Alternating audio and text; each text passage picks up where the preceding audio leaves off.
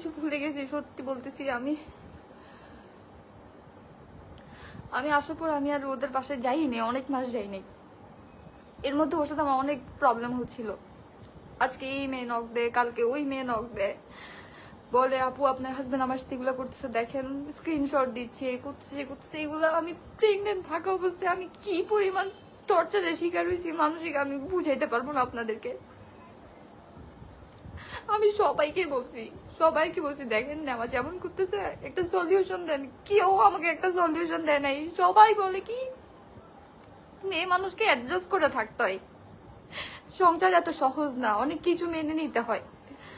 মেনে নিছি, সুযোগ দিছি।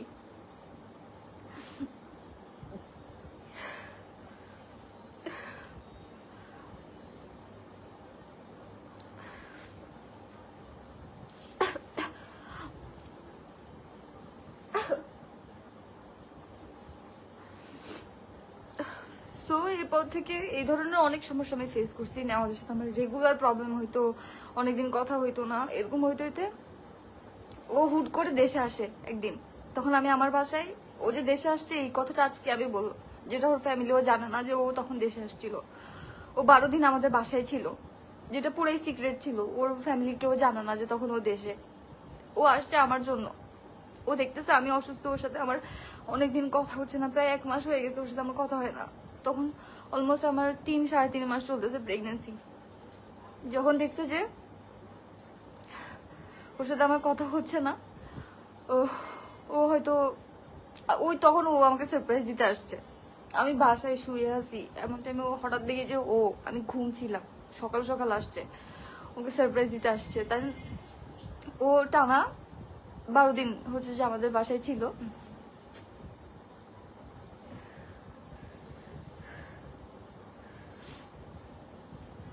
অনেকদিন টানা আমাদের বাসায় ছিল, 12 দিন। ও আমাকে সারাদিন টাইম দিছে, আমার অনেক টেক কেয়ার করছে।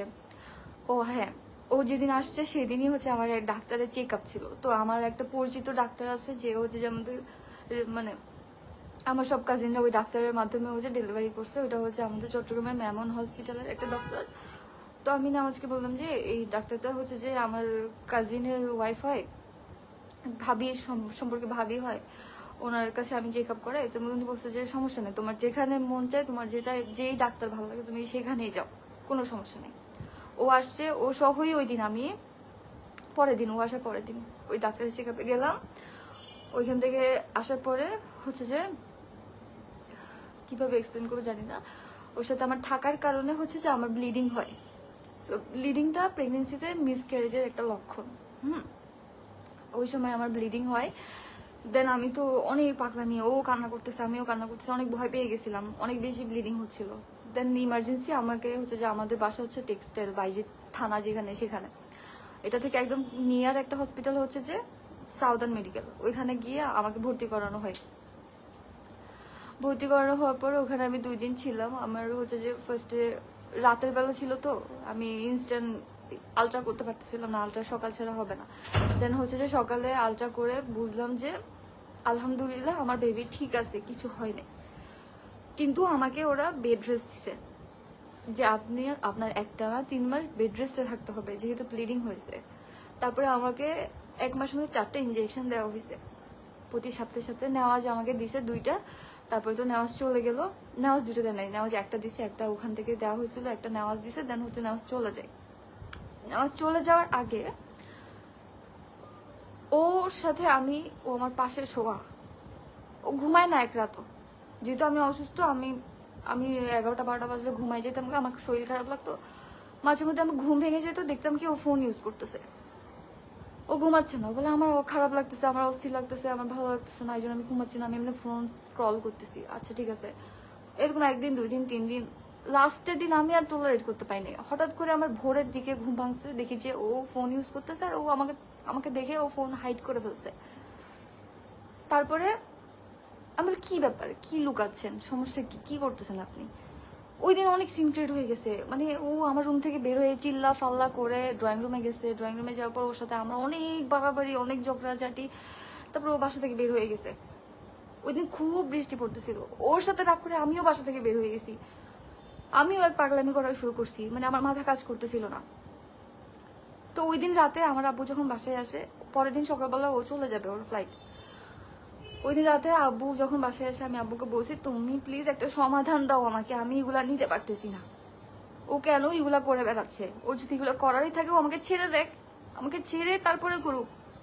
ও এত পাগলামি করে আমাকে বিয়ে করছে, তাহলে এখন কেন ওইগুলা? তারপরে আমার আব্বুকে নিয়ে বসছে, ও হচ্ছে ওকে সবকিছু জিজ্ঞেস করা হয়েছে যে তুমি যদি ভালো হও, তুমি যদি লয়াল থাকো, তুমি ওকে ফোন দাও না কেন? ও আচ্ছা, আরেকটা কথা, ও আমাকে কখনো ওর ফোন ধরতে দিত না, কখনোই না। যখনই আমি ওর ফোন ধরার চেষ্টা করছি তখনই হচ্ছে যে ও ও আমার সাথে অনেক সিনক্রেট করা স্টার্ট করছে, এমনকি আমার গায়ে পর্যন্ত হাত তুলছে। আমি প্রেগনেন্ট থাকা অবস্থায় ওই দিন ওর সাথে আমার এমন ফাইট হয়েছে যে ও আমাকে ধাক্কা মেরে ফেলে দিছে। ও একটাবার এটাও চিন্তা করে নাই যে ওর বাচ্চা আমার পেটে, একটাবার এটাও চিন্তা করে নাই।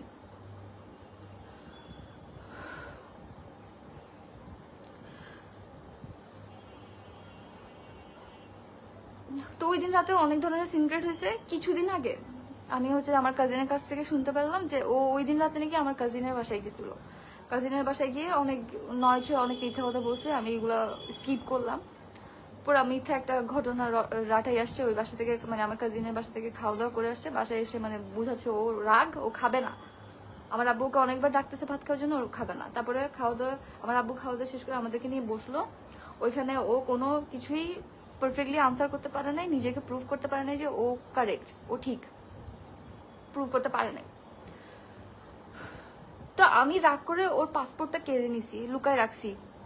হ্যাঁ, আমি বলছি যে আজকে যদি আমি সমাধান না পাইছি আমি পাসপোর্ট ছিঁড়ে ফেলবো, আপনি দেশের বাইরে যাই পারবেন না যাইতে। এটা নিয়ে আরো বেশি সিনক্রেট হওয়া শুরু হয়ে গেছে। পরে যখন দেখতেছে ও আমাকে ধাক্কা টাক্কা দিয়ে ফেলে টেলে একটা অবস্থা, মানে আমি কান্না কাটি। একে তো আমাকে ডক্টর বলছে বেড রেস্টে থাকতে হবে, তার মধ্যে আমার উপর এগুলা যাচ্ছিল। তারপর আমার আব্বু বলছে যে আচ্ছা ঠিক আছে, ও যদি এসবই করার থাকে ও এসব করুক, সমস্যা নেই, তুমি ওর পাসপোর্ট ওকে দিয়ে দাও, ওর যা ইচ্ছা ও করুক, আর কোনো কিছুতে মাথা ঘামাইও না, দেখা যাবে কি হয়। আব্বুর কথা ধরে জাস্ট আব্বুকে কসম দিছিল যে পাসপোর্ট তুমি ওকে দিয়ে দাও, দিয়ে দিছিলাম। দেন হচ্ছে যে আমার প্যানিক অ্যাটাক হয়। হ্যাঁ, আমার যখন অনেক বেশি আমি কান্নাকাটি করি আমার প্যানিক অ্যাটাক হয়, অনেক বমি করতেছিলাম অনেক। ও তো আসছে, ওর সাথে আমার কথা ছিল, তখন আমার ভাইয়ের রুমে ছিল, আমি আমার রুমে ছিলাম। তো আমার প্যানিক অ্যাটাক হয়েছে, আমি বমি করতেছি, কান্না করতেছি, আমার অবস্থা খুব খারাপ। আমার আম্মু আমাকে হ্যান্ডেল করতে পারতেছিল না, আমার কষ্ট হচ্ছে দেখে ও আসছে আমার কাছে।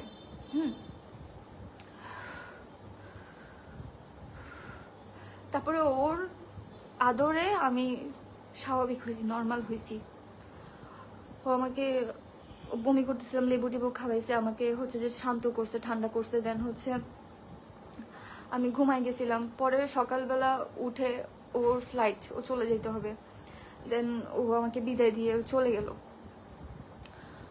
চলে যাওয়ার কিছুদিন পরেই আবার সেম, আবার আরেকটা মেয়ে, তাও আবার আমার স্কুলের একটা সিনিয়র আপু, তাকে ইনবক্স করছে। ইনবক্স করে তার সাথে ফ্লার্ট করতেছিল। তো সে তো চিনে যে আমার হাজবেন্ড হিসেবে চিনে। তো যখন জিজ্ঞেস করলো আপনি তো তিথির হাজবেন্ড, আপনি আমাকে এইভাবে কেন কল অফার করতেছেন, মেসেজ দিচ্ছেন কেন? তখন বলে যে তিথির সাথে তো আমার ডিভোর্স হয়ে গেছে। ওই দিন ফার্স্ট ও আর কি, আমি এই জিনিসটা শুনলাম যে ও মানুষকে বলে বেড়ায় যে ওর সাথে আমার সম্পর্ক ভালো না, তারপরে হচ্ছে যে ওর সাথে আমার ডিভোর্স হয়ে গেছে, হ্যান ত্যান। ডিভোর্স হয়ে গেছে মানে? তুমি 2 দিন আগে আমার সাথে এইসব কাহিনী করে গেলা, তুমি একটা মেয়েকে এক সপ্তাহ না যেতে আবার মেসেজ করে এগুলো বলতেছো তোমার সাথে আমার ডিভোর্স হয়ে গেছে। তারপরে হচ্ছে এই কাহিনীটা গেল, এটা নিয়ে আবার একটা ফাইট, ওর সাথে আবার আমার কন্ট্যাক্ট অফ। ও কখনো কোনো কিছু ক্লিয়ার করতো না। আমি ওকে জিজ্ঞেস করতাম এই মেয়েটা কে, এই মেয়েটার সাথে আপনি এরকম এরকম করছেন কেন, কি সমস্যা, কি আমাকে এক্সপ্লেন করেন না, মানে ইগনোর। ইভেন মেসেজ দেখে আনসারও করতো না, ইগনোর টোটালি। তারপরে এরকম প্রবলেম তো হচ্ছিল প্রেগনেন্সির মধ্যে। এর মধ্যে হচ্ছে যে ওর বাসায় আর আমার যাওয়া হচ্ছে না, অনেক ধরনের প্রবলেম হইতেছিল। তারপরে ওর ফ্যামিলি, ওর মানে কেমনে যে এক্সপ্লেন করি, যে বিয়েতে সবকিছুই করছে আলহামদুলিল্লাহ, মোটামুটি যতটুকু করা যায়, যতটুকু সাধ্য মতো। যেহেতু ওই বছরই 2024-এরই জানুয়ারিতে আমার ভাইয়ার বিয়ে হয়েছে, এপ্রিলে আবার আমার বিয়ে হুট করে নেওয়া দেশে আসছে। তো সবকিছু অ্যারেঞ্জ করে আমার আব্বুর পক্ষে অনেক বেশি কমপ্লিকেটেড হয়ে গেছিল। তো আব্বু হচ্ছে অনেক ঋণ টিন করে দেন হচ্ছে বিয়েটা ইয়া হয় আর কি, সম্পূর্ণ হয়। ইভেন এখনো পর্যন্ত আমার আব্বু ঋণের টাকা দিচ্ছে, এখনো শোধ হয়নি। এমন না আমরা অনেক বড় লোক মানুষজন, না। আমার ভাইয়া জব করে, ওর বউকে নিয়ে ঢাকায় থাকে। আমার টুকটাক বিজনেস আছে, আমার বাবার দোকানদারি করে, এটুক যা আছে আলহামদুলিল্লাহ। কিন্তু সবকিছু জেনে শুনেই তো আসে। ও যে আমার বাবাকে নিয়ে এতগুলা কথা বললো,